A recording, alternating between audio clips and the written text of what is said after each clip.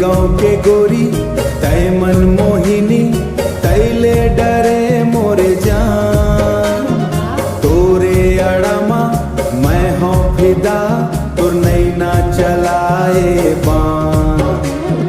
सुना सुना मोर सोना परी ऐसे चहाए जादू के छड़ी, ऐसे चहाए जादू के छड़ी।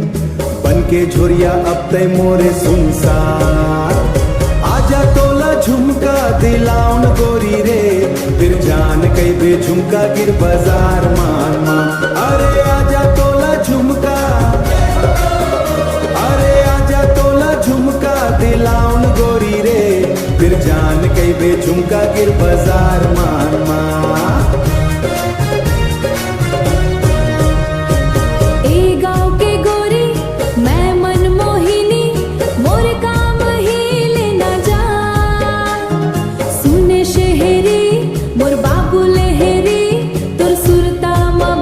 के ध्यान सज धज के मैं आए हुन, तोर बर रूप सजाए हुन, तोर बर रूप सजाए हुन।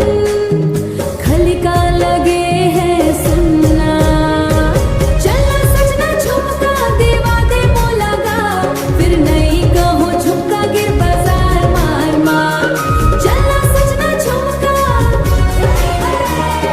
चलना सजना झुमका देवा दे मोला गा, फिर नहीं कहूँ झुमका गिर बाजार मार मार।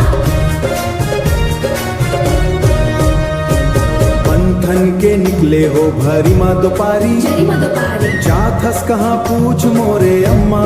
पूछ मोरे अम्मा मन के माँ भोला दिल मोर खारा सोना, खारा सोना। फिर काबर तो के मोर सासू अम्मा, सासू अम्मा। मैं न दुनिया लाका मोला सब है पता, ओके जिंदगी के प्लान संग माँ। प्लान संग माँ तोर सेवा कराऊं तोर बर्तिज रखाऊं, तीज रखाऊं, बस तोला उठाना है मोर नखरा। चलना सजना झुमका दीवा दे मोला गा, फिर नहीं कहूँ झुमका गिर